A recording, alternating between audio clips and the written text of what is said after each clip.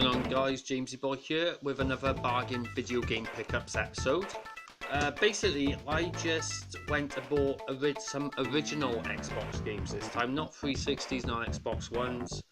I pretty much only spent around a £5 on these, but I have ordered a shit ton online, but they're not due next week. So I'm just going to go quickly through these 5 and give you a bit of a background on each of them as well, okay? But the first lot, I'm actually going to bring 2 up at the same time because they're technically, one's an original and the other's a sequel. So you got Project Gotham Racing and Project Gotham Racing 2. Both terrific racing games. You can get Project Gotham 3 and 4 on the Xbox 360. If you are a racing fan, I would strongly recommend picking up the entire series, to be honest with you. But originally, before this, the game that is really kind of part of this franchise was out on the Sega Dreamcast. It was called Metropolis Street Racer. I don't understand why they changed to Project Gotham, even though I would like the sound of a Metropolis Street Racer 2, another MSR. And now obviously you had these 2 come out, and then you had Project Gotham 3 and 4 on the 360. However, the developer Bizarre Creations didn't do a Project Gotham 5. They did do another game after that. They did a game called Blur, which again is a brilliant racing game at that as well. But I managed to pick these up, grand total of 90p, and that is just an absolute bargain. I actually went to a couple of charity shops and saw these, which cost even more, cost like £1.50 per copy, so I was really glad to pick those up. Now this one is a game I did enjoy when I was in college. It's State of Emergency, made by Rockstar Games, well, published by Rockstar Games, developed by, I believe, Vis Entertainment.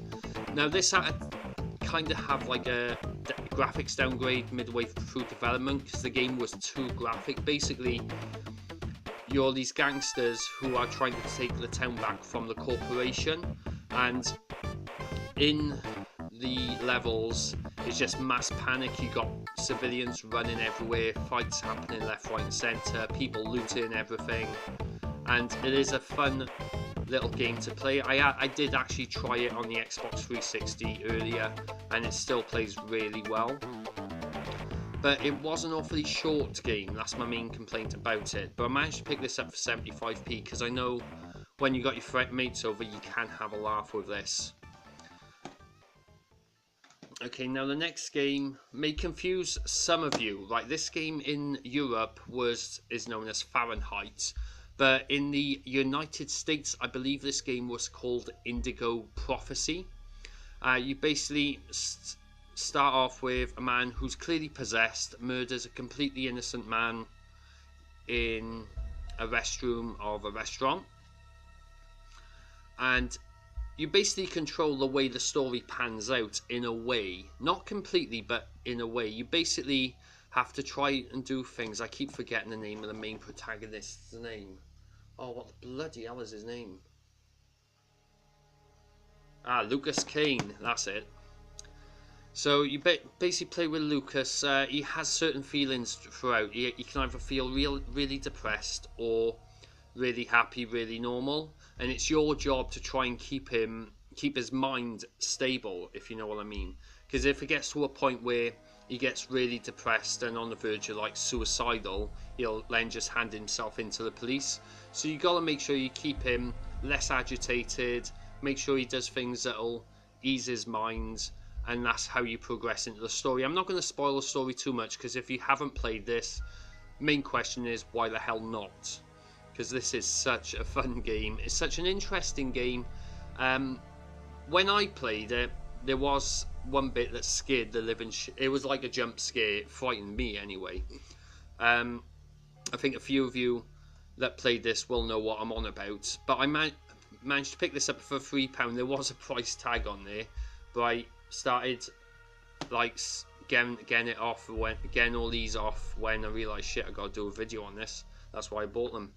But this is a really cool game. Again, like I said, in the United States, it's called Indigo Prophecy, if you are looking to pick this game up. And this is the last one I picked up. Again, I ripped the price off it by accident. This is Toka Race Driver. Originally started out with Toka Touring Cars, is Toka 1, Toka 2, then it was Toka World Touring Cars, then Toka Race Driver 2, then I can't remember if there was a third one or not, but then other than that, then you had Race Driver Grid, Grid 2 and Grid Autosport. And again, each of them were brilliant. Grid 2 was not too bad. This one was really cool though, because it had a really, really, really good story to it.